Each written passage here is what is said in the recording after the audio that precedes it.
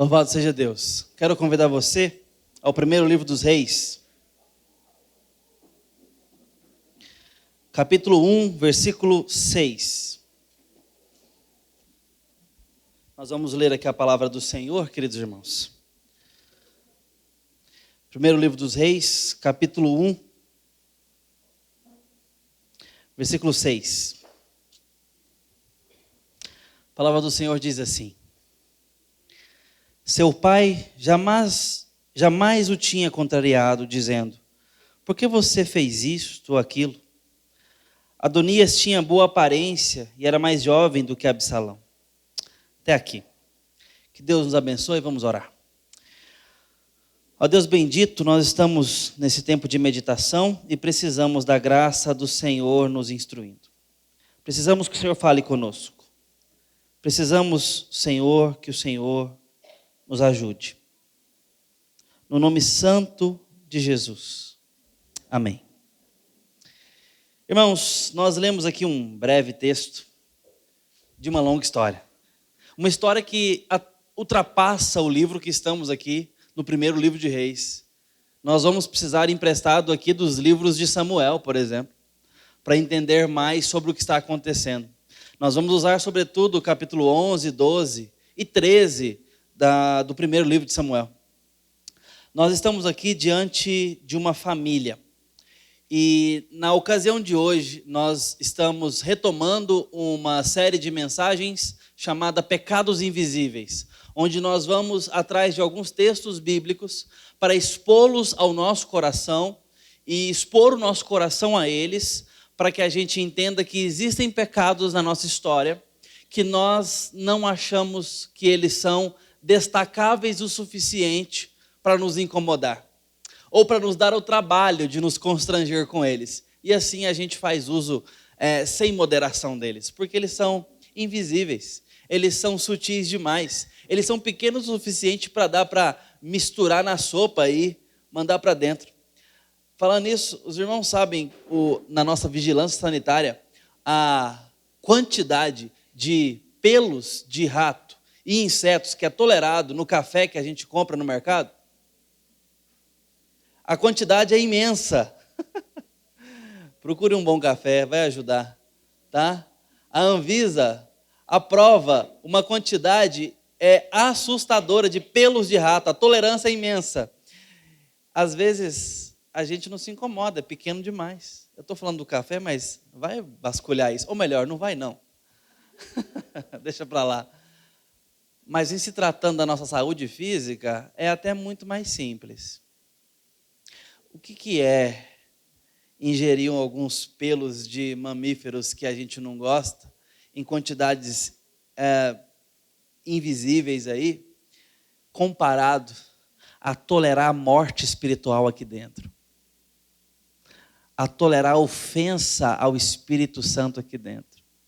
E é isso que os nossos pecados de estimação fazem. Isso sim deveria nos enojar.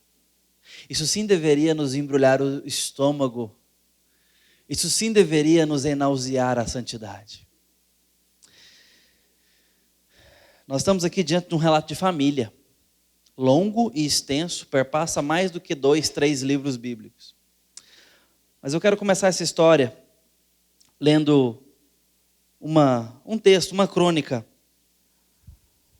que me deparei com ela há algum tempo. Ontem tive a oportunidade de falar para os casais sobre esse assunto. Usamos um outro recorte dessa história davídica, ou da família de Davi.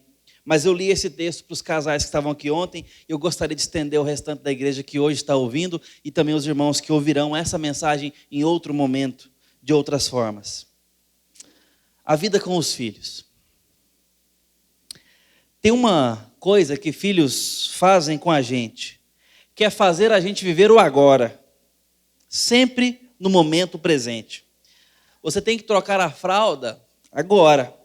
Você tem que colocar para dormir agora.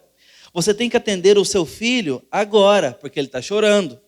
Tem que levar para a escola agora, e geralmente você está atrasado. Não é difícil ser pego sentindo uma vontade assim de acelerar o tempo.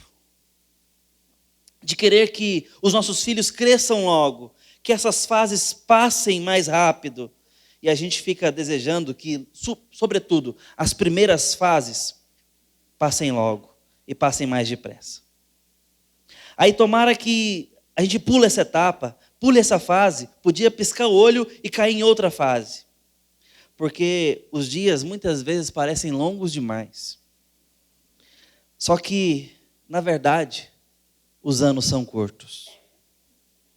A rotina desgasta e faz a vida parecer um filme em câmera lenta. Um filme que é assim, daqueles exaustivos, de 3 horas e meia, que você não vê a hora de acabar. Parece que nunca vai ter fim, mas de repente o filme acaba. Você sente saudade. Você quer rever o filme. Você quer rebobinar a fita. Aproveitar mais alguns segundos, se possível. Se eu pudesse viver tudo aquilo de novo, eu aproveitaria muito mais. A infância passa devagar, devagar, noites intermináveis, sem dormir. Os minutos parecem longos. A infância parece que passa devagar. Mas de repente, você sente que passou rápido demais. De uma hora para outra, as fraldas, aqueles brinquedos espalhados pela casa, a sujeira na louça, tudo isso desaparece e você sente saudade. O trabalho fica mais fácil, é verdade. Mas você também começa a ver que o seu filho espichou. Você vai perdendo aquela bochechinha fofa de apertar, vai percebendo que o seu bebê não é mais bebê. Não adianta ficar insistindo em chamar de bebê. Não é mais bebê. Ele não quer mais dormir em cima da sua barriga. Você vai ter o seu bebê apenas por uns 2 ou 3 anos. Depois vira criança. E depois você vai ter a sua criança só por mais uns 7. Aí começa a virar adolescente. Que é um outro tipo de ser humano. Então aproveite. Vá às apresentações escolares, vão ser só 6 ou 7. Só uns 20 dentes de leite para você guardar. Vai aprender a andar de bicicleta só uma vez. E só vai ter uma formatura no final. Talvez você possa aproveitar uns 50 dias dos pais com seus filhos, mais ou menos. Então aproveite mesmo.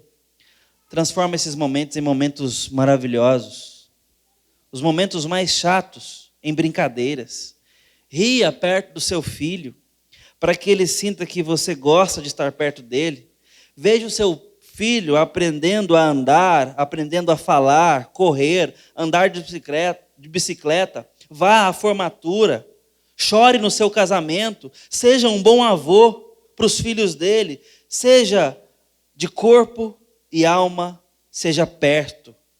Dê atenção. Aproveite o tempo. Você tem mais ou menos uns 10, 15, talvez uns 20 verões com a sua criança. E podem ser 20 verões mágicos, se você estiver presente. Esse é o autor do livro Meu Pai é Pop, recentemente estrelado por Lázaro Ramos. Esse livro é de um autor que tem, na verdade, esse texto é de um autor que tem escrito bastante para os pais. Esse texto me pegou de jeito, porque eu estou vivendo exatamente essa fase. Eu ainda tenho crianças, mas eu já estou com o coração apertado. Talvez por isso esteja aí fabricando outra. E que eu não me empolgue com isso demais também, né? Não é só de saudade que embala a vida. Mas, às vezes eu me pego saudoso demais com os meus pequenos, achando que já está passando rápido demais. Já está passando rápido demais. Minha mãe está aqui hoje, eu fico imaginando na cabeça dela, que foi mãe aos 18 anos, a primeira gestação. Tem um filho de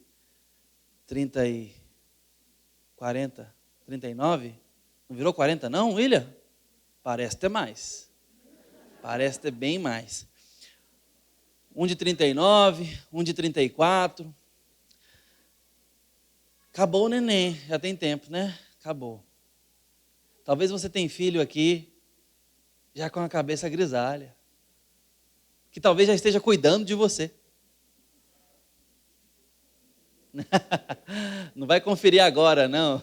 Deixa para catar isso aí depois. Passou, né? Se eu te perguntar, você que tem filhos aí formados, adultos, passou rápido ou não? Saudade, Evane? Esse neném não cabe no colo mais não, viu? Não tenta não. Eu tô com saudade prematura, confesso. Eu tô com medo. Às vezes eu fico apertando a cabeça do Tito assim para baixo, para ver se para. Esse ano deu um esticadão que me apertou o coração. Tá falando certo, tá conjugando plural. Papai, nós vamos. Que nós vamos, menino. Nossas crianças, a gente pisca o olho e passa. E muitas vezes a gente quer acelerar o tempo mesmo, porque é difícil, dá trabalho, nos atrapalha. É ou não é, Michele? Essa meninada atrapalha a gente. Às vezes a gente quer ir num cineminha com o maridão, não dá. Às vezes a gente quer sair para jantar, e se não tem um vovô e uma vovó para ajudar, criança atrapalha. Já viu quanto que custa? Custa caro, né, Wesley? Esses meninos com 2 anos de idade estão no bilíngue. Bilíngue. Para aprender a falar gugu dadá em 2 línguas. Brincadeira, eu sei que não é só isso. Tem Dere também. Custa caro. É na casa dos milhões criar um filho. Se você não fez essa conta, não faça. Já passou. Pagou, pagou. Tá? Senão você vai olhar para ele e vai falar assim, não sei se valeu isso tudo. Não faz as contas não, mas é na casa dos milhões, tá? Corrigido. Não faz as contas não. Isso sem falar se eventualmente vai ter que ajudar a comprar um carrinho, um casamento da filha aí, que ainda é uma convenção social. Não estou pondo isso na conta não, tá? Estou falando assim de criar, de mandar para a escola, comprar fralda, trocar o tênis, escola, mais escola. É na casa dos milhões, custa caro, atrapalha a gente. A gente não pode fazer as coisas que queria, que fazia antes. O Tito veio, nós tínhamos exatos 1 mês de casamento. Tá? Veio assim, né? Estava ali, descobrimos que estávamos esperando ele. Era nosso intento, de fato, ter um filho. A gente achou que ia engravidar ao longo do semestre, do ano, vamos. Ele veio no meio da tabelinha ali, da cartelinha de anticoncepcional da Júlia. Todo desregulado e está lá. O menino estava presente. Os meninos chegam e muda tudo. A mulher é gestação. Parece 4 anos, mas são mais ou menos 9 meses, né? 10 meses ao todo aí. Parece muito mais. Muito mais. Para elas, então, eu fico imaginando. Elas gostam de contar semanas, eu acho que é para sofrer mais. A gente vai tentando adiantar em meses e parecem anos. E os filhos chegam e muda tudo. Noite, cancelado da sua vida. Sono, daqui a alguns anos. Até que você entre nessa de novo. Vida social muda completamente. Amigos que não têm filhos vão ter pouca paciência com você. Sobretudo se forem atletas. Um dia eu inventei de passear com um casal de atletas que não tem filhos. Casal jovem, casado, e nós empurrando o carrinho. Que descompasso. Fomos para Inhotim, lá em Minas, perto de BH. Meus irmãos, aquilo lá você gasta alguns dias para visitar tudo. Então, em um dia, a gente deu uma voltinha. E os nossos amigos andando, e foi para cima e para baixo, a gente falou, vai no ritmo de vocês. Aqui é difícil para arrumar, é difícil para sair, demora, é mamadeira, fralda, é achou-roupinha, roupa reserva da reserva, o sapato, o chinelo, a roupa para a hora que assar, a roupa para a hora que isso, o lenço daquilo outro. E demora, não é simples assim, pus meu tênis, minha roupa, estou pronto para sair. A vida muda. E a gente se pega pensando completamente nessas crianças que de repente viram adolescentes e começam a nos dar preocupação. Agora não é só mais ocupação, é preocupação. Eu lembro de minha mãe falar uma frase, falar assim: filho, eu vivia preocupada e tensa. Talvez pelo fato de quando a gente mudou para Uruana, interior aqui de Goiás, eu com 10 anos de idade cheguei em casa molhado porque fui banhar no rio. Rio de corredeira. Talvez por isso. Vivesse tensa e cansada. Preocupada. Vem a adolescência, nos preocupa. Depois vem a vida adulta. E adivinha? Continua nos preocupando. Até porque a adolescência hoje vai até 37 anos, né? Então, de fato, é uma fase que nos cansa e preocupa. Mas, meus irmãos, talvez essa seja a maior tarefa que o Senhor nos deu. Porque em qualquer outra, poderemos falhar. Nessa, não temos essa canja. Não podemos nos dar o luxo de falhar. São vidas confiadas a nós. O Senhor disse que nos deu filhos, para que nós os dedicássemos a Ele. E para sempre. As missões não são para sempre. Nossa tarefa ministerial não é para sempre. Nosso trabalho não é para sempre. E boa parte do que fazemos aqui de justo e bom não é para sempre. Nossos filhos são. Nossa família e o que estamos imprimindo na vida deles é para sempre. E passa rápido demais. E nessa preocupação toda, nesse atrapalhar todo que esses filhos nos causam, nesse vendaval todo de preocupação e de ocupação, nós podemos achar que precisamos de mais dinheiro. Que precisamos de um carro, de um apartamento, de uma casa melhor para cabê-los. Mas no final das contas, essas crianças querem uma pessoa com quem se relacionar. Querem alguém com quem podem contar. E começa agora, aos 2, 3, 4, 5 aninhos, e vai até o fim, precisando de alguém em quem confiar. Seus filhos confiam em você? Você tem estabelecido essa relação de confiança, de confidência? Eles olham para você e falam o seguinte: aqui está meu porto, aqui está a segurança, aqui está alguém que me mostra a rocha viva, alguém para quem eu possa voltar. E muitas vezes deixamos de dar isso porque colocamos nossos filhos para serem criados pela Peppa Pig, pela galinha pintadinha, pelo YouTube, pelo Disney Plus, pelo HBO+, pelo Prime Video, ou pelo bilíngue, pela escola integral, pela aula de inglês, pelo professor de judô, de balé, de natação, de kumon, na escolinha de futebol. E você não está lá porque você está trabalhando para pagar isso. E chega em casa cansado, sem paciência, esgotado. Afinal de contas, você trabalhou o dia todo. Afinal de contas, você está exausto. Você merece um descanso. Você não estava lá. Afinal de contas, você tem uma carreira, você tem um nome a zelar. E afinal de contas, você está preocupado com o futuro do seu filho. Você tem que deixar alguma coisa para ele. Você tem que dar uma segurança para ele. Que pai é esse? A própria Bíblia nos fala, né? O homem de bem deixa posses para os filhos dos filhos. E é verdade, que bênção. Mas se você não estiver lá, apenas semeando o futuro e não estando presente no presente, você não vai ser alguém que o seu filho terá agora e nem depois. Porque as memórias vão ficar fracas. O elo é fraco.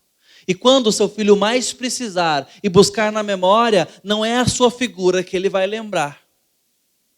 Talvez dos professores, afinal de contas, passou 8 horas dos seus dias, todos os dias da semana, com professores e não com você. Já é assim naturalmente. Nossos filhos já passam muito mais tempo com professores e facilitadores e orientadores do que com pais. Já é assim em qualquer ambiente regular, normal da nossa sociedade. A nossa influência já é altamente desequilibrada com relação à exposição do tempo, comparado com outros profissionais que estão na vida dele. Mas naquele momento da primeira infância, que nós temos mais influência e mais oportunidade, muitas vezes delegamos a televisão e a outros profissionais. Porque, afinal de contas, temos uma carreira, temos um nome, temos 1 milhão a ganhar. Às vezes não é nem 1 milhão, é muito menos. E mesmo assim estamos correndo atrás, e estamos atrás de um pouco mais de dinheiro, porque estamos preocupados com o futuro deles. E talvez você esteja conseguindo. Talvez você esteja diante de um projeto de sucesso. Talvez você seja uma pessoa de muito sucesso, de muita prosperidade. Talvez você tenha um nome grande aí, ou está fazendo, ou está perseguindo. Está vendo que está alcançando. Ao custo dessa presença, ao custo desse estar. Eu quero te falar de um homem que fez exatamente a mesma coisa. De um homem grande na Escritura. De um homem que conseguiu, talvez, ter o maior nome nas Escrituras, depois de Jesus. Seu nome é citado 960 e poucas vezes. Jesus é citado 1.300 e poucas. Veja, é o segundo nome mais citado nas Escrituras. Diretamente, não estou falando nem indiretamente. Davi. O maior rei de Israel, o segundo do reino unificado. Saul nem conta. É Davi. E não apenas historicamente falando o seu poder, a sua evidência e a sua importância dentro do judaísmo, dentro do povo de Deus, dentro das escrituras sagradas. Davi talvez seja o nome mais importante das escrituras depois de Jesus. Mas teologicamente falando, o nome de Davi é imenso.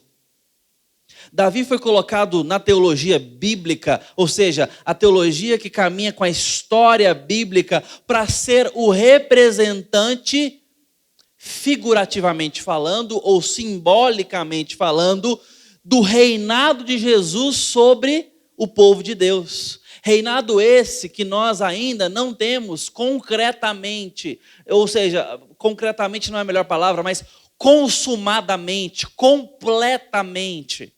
Nós vamos ter quando Jesus voltar para reinar e reinar para sempre e visivelmente também Ele como presente na terra. Isso vai acontecer. Ele já reina de uma forma cósmica e espiritual, mas isso também vai ser histórico e presencial. Davi anuncia isso lá atrás. Lembra de Moisés? Moisés anunciava o mediador, o sacerdote que Jesus é.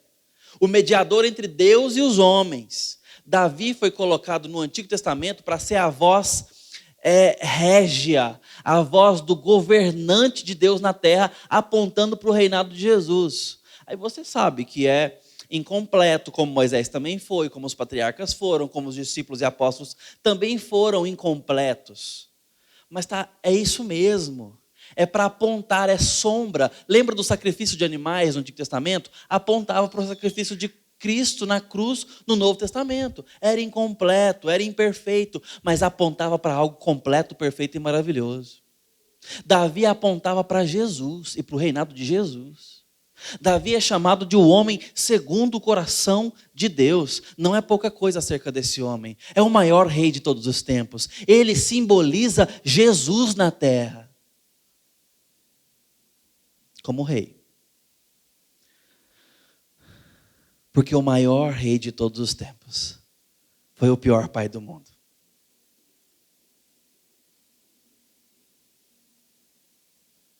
Porque ele não estava lá. Ele tinha mais coisa para fazer. Ele tinha mais gente para atender. Ele tinha coisas mais urgentes. Cuidar das crianças, outros podiam cuidar. Do reino, só ele. E ele vai ver cada um dos seus filhos se perder, um a um.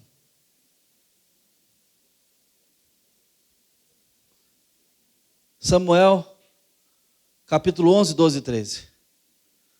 Aminon se apaixona por sua meia-irmã. Está doente na cama de ansiedade e paixonite. É mal aconselhado alguém que fala, não, moço, você é filho do rei, dá um jeito. E ele começou a querer dar um jeito. E vai falar com o pai. Pai, é o seguinte, eu estou doente. Falar para minha irmã vir aqui fazer bolos na minha presença para eu comer, eu vou ficar melhor. E a palavra bolos, assav, ali, é uma palavra que indica bolos em formatos de coração, normalmente associado a algum tipo de romantismo. A gente não precisa ir tão a fundo nisso, porque a situação já era caprichosa o suficiente para o pai dar aquele mimo para ele. Mas os sinais estavam ali. E sabe por que os sinais estavam ali? Porque um primo chamado Jonadab vai até a presença do primo e fala o seguinte: por que te emagrece de dia para dia, ó filho do rei, não mudirás? Na Bíblia Almeida Revista Atualizada. É que amo Tamar, minha irmã. Aí em vez do primo, que está interessado e presente, falar assim, meu Deus, e agora? Não, sabe o que ele fala? Liberdade poética. Ele tira o plano do bolso. Desdobra. Passo 1. Finge-te doente. E pede ao rei que ela venha servir-te e faça bolos à sua presença. E te dê de comer. Quando der ela de comer a você, você então, sendo mais forte do que ela, a force. O cara chegou com um plano pronto para o primo. Sabe por quê? Todo mundo estava vendo. Todo mundo já tinha visto os sinais. Na linguagem de hoje, estava dando bandeira. E mais, quando a menina sai violentada do quarto, o irmão, Absalão, vê a irmã chorando. Sabe o que ele pergunta? Ué, algum servo mau te maltratou, te bateu? Ué, passou uma carruagem de ladrões aqui e te esbofeteou? Ué, caiu um piano na sua cabeça? Não, nenhuma das alternativas. Ele pergunta no ponto: esteve teu irmão Aminon contigo? Vocês entenderam esteve? Absalão, por que você está perguntando isso para ela? Estava tão óbvio assim que isso era iminente? Que poderia acontecer a qualquer momento? Quando ela entrou ali, será que foi isso que passou na sua cabeça? Ixi, isso aí não vai dar bom. E quando ela sai, humilhada, ela rasga suas vestes, é um sinal de lamento profundo, de tristeza. A primeira coisa que vem à cabeça do irmão, o outro irmão, né? Na mosca. Sabe por quê? Porque estava estampado para o reino todo. Todo mundo já tinha visto. Por isso que aquele pedido era caprichoso demais para um pai atender. Todo mundo tinha visto, menos o pai. E o pai quase que intermedia a situação. Mas não para por aí, não. Porque o pai muito se irou, mas nada fez. Depois Absalão odiava Aminon pelo que aconteceu. E falou, vou matar esse cara. E guardou, consciente. Até que um dia a morte veio. E Absalão era bonito. E um cara muito político. Envolvido. E começou a crescer no reino. Até que um dia ele monta um comitê na porta do reino. E quando as pessoas iam chegando, ele falou o seguinte, o rei está ocupado, fala comigo, vou te atender. Ele é carismático. Era um cara que sabia falar com as pessoas, atendia as pessoas. E foi ganhando o coração do povo. Era bonito, diz a Bíblia, dos pés à cabeça. Até o pé dele era bonito. Falava com as pessoas, ia cativando elas. Era bom de prosa. Era cortês. E sabe o que ele fez? Ele falou, você quer saber? Eu vou pegar o reino do meu pai, porque eu posso ser melhor do que ele. Certamente porque o rei não fez nada, ele quis vingar a irmã. E quis vingar a irmã também contra o pai. E prepara um golpe de estado. E ele morre na batalha. E o rei não fez nada. Vendo o filho dia a dia planejar, maquinar e ganhar o coração do povo. E não fez nada. É o pior pai do mundo. Quem é o pior pai do mundo? O pai ausente. Então vem Adonias, mais um filho, que pega as qualidades dos irmãos passados, quase que todas. É cativante, é carismático e veio com as pretensões de Absalão. Eu vou tomar o poder. Eu vou pegar o rei e vou depô-lo. Eu vou ficar no poder do meu pai. Verso 5. Então Adonias, filho de Agite, se exaltou e disse, eu serei rei. Providenciou carros de guerra, cavaleiros e 50 homens que corressem na sua frente. Seu pai jamais o tinha contrariado, dizendo, por que você fez isso ou aquilo? Adonias tinha boa aparência e era mais jovem do que Absalão. Ele tinha feito um acordo com Joabe, filho de Zeruía, e com Abiatar, o sacerdote, que o seguia e apoiava. Ele preparou tudo. Ele era bonito como Absalão. Ele era até mais jovem, mais disposto. E preparou os passos que o seu irmão havia trilhado. E fortaleceu mais carros, mais cavaleiros. E agora chegou até o sacerdote. Ele queria tudo. Ele quer o lugar do rei. Ele quer o rei longe daqui. O pai nunca o contrariou. O pai nunca falou que sim, nem que não. O pai nunca o contrariou. O pai nunca o contrariou. O pai não estava lá. Querido irmão, você está onde o seu filho está? Ou você está lá na frente, onde um dia você quer que ele chegue? Enquanto isso, ele está vivendo sem você. Ou você ficou lá atrás e seu filho foi? Ou você está, mas não está? Você está presente hoje na vida dos seus filhos? Porque se você estiver presente, você vai perceber motivos para agradá-lo e motivos para contrariá-lo. E aí vem o nosso segundo desafio. O primeiro é estar presente. O segundo é a capacidade e a coragem de contrariar os nossos filhos para o louvor do evangelho no coração deles.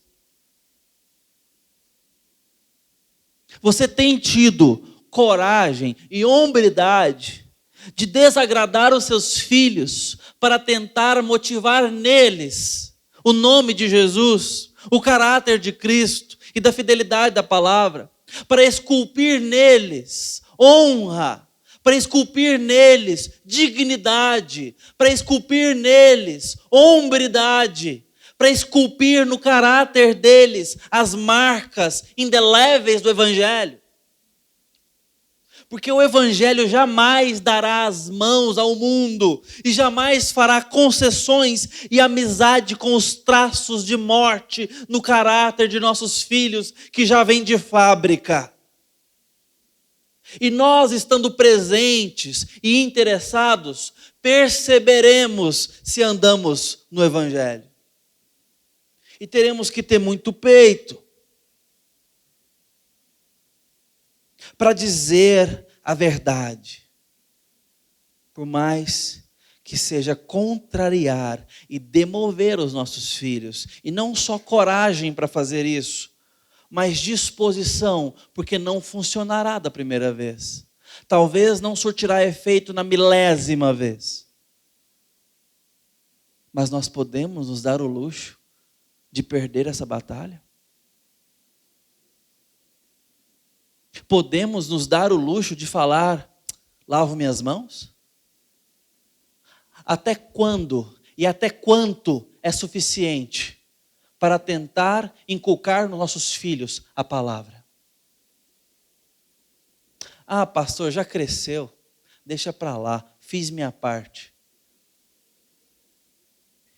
Se Deus ainda chama idosos para pregar para os jovens, o que será que Deus fala para você com relação aos seus filhos adultos? Insista, pregue, ore, testifique, você não pode desistir. Pelo que está em jogo, você não pode desistir. A semente é boa, queridos irmãos. Não tem problema nenhum com a semente. Continue jogando essa semente no solo. Continue jogando essa semente no solo. Eu não sei em qual circunstância você tem criado seus filhos hoje. Eu sequer sei se seus filhos moram com você. Eu não sei se você tem alcance ao coração deles. Talvez você não possa ser a maior influência na vida deles. Os irmãos conhecem a minha história, sabem que eu vivo uma história exatamente assim. E se quiser saber, eu estou à disposição para explicar depois. Muitas vezes a minha voz não chega. A minha voz não é a voz do cotidiano para um dos meus filhos. Mas a minha oração pode chegar a qualquer lugar. Porque ela vai diretamente para o trono de quem pode todas as coisas. E semeia a verdade nos corações, mas que conta com as nossas orações. Nos exorta a orá-las, a semeá-las. Nos autoriza o testemunho. Nos dá poder na palavra, no testemunho, na fidelidade, na missão. Não é fácil reconhecer o que eu vou falar agora, mas a quem temeremos se formos no nome do Senhor em prol da salvação dos nossos filhos? Eu sei que na prática é um pouco mais difícil de viver isso, e é desafiador mesmo. Falo pelos meus temores, e são muitos, irmãos, e me constrangem todos os dias, e me humilham todos os dias e constantemente, os irmãos não fazem ideia. Mas por outro lado eu tenho que confrontar o meu coração, porque Deus tem me dito que a palavra dele é boa, poderosa e útil. Que o Espírito Santo é poderoso, está interessado nos nossos descendentes. O quanto será demais? Se por um lado, por uma questão de tempo e experiência, devemos ir às 6 apresentações das escolas, aquela coisa desorganizada, o menino se distrai, olha para o lado, olha para trás, está apresentando de costas. Se por um lado a gente tem que ir nisso, porque é experiência que vai e não volta mais e passa. Imagine o quanto eu e você devemos nos esfolar, irmãos, para dar testemunho de Cristo no coraçãozinho deles. Que tanto é o suficiente, querida irmã, que tanto é suficiente, meu irmão, até vermos os frutos do Evangelho. Antes, não dá para parar. Antes, não dá para arredar o pé. Eu quero te encorajar essa noite a não ser o pior pai do mundo. A não seguir o exemplo de Davi. A procurar o Deus de Davi. A procurar as palavras de Davi. e a encontrar o Jesus que Davi aponta. E ele mesmo precisou tanto e hoje encontrou. Pais e mães, precisamos de um testemunho mais profundo e sólido pela vida dos nossos filhos. Que Deus renove e consagre paternidade na nossa geração, para a glória dele. Que Deus poupe nossas crianças da nossa ausência, da nossa covardia, do nosso testemunho trêmulo, ineficaz e temeroso, covarde. E nos avive o coração dentro de casa. Que Deus dê pais de verdade, mães com coragem. Que Deus supra as carências. Pastor, eu não tenho o pai das crianças por perto. Que Deus te dê força, que Deus te dê testemunho. Ontem eu comentava com os meninos aqui, eu ali, 10 para 11 anos de idade, 11 anos de idade, minha mãe teve que ser pai e mãe de um adolescente e de um pré-adolescente. E teve que dar testemunho do evangelho para os dois. E deu. E orou. E continua orando até hoje pela vida dos seus filhos. Nós precisamos de gente assim nas nossas vidas. E os seus filhos precisam de gente assim na vida deles. Que não fica com medo da circunstância e se queixando. Arregaça as mangas, Deus é contigo. Deus é contigo pelo coração dos seus filhos da próxima geração. Coragem. Coragem. Que Deus nos abençoe. Ó Deus bendito, no santo nome de Jesus, eu te peço por essa geração de pais e mães. Te peço pelos nossos filhos. Te peço por nós. Que o teu nome seja glorificado pela fidelidade renovada dessas famílias. Nos sustente. Tome os nossos temores, ó Deus, nas mãos. Nos encoraje. Nos santifique. Nos consagre. Nos envie às nossas próprias casas, ó Deus. No nome santo de Jesus. E tenha misericórdia dos nossos filhos e filhas, para a glória do nome do Senhor. Amém.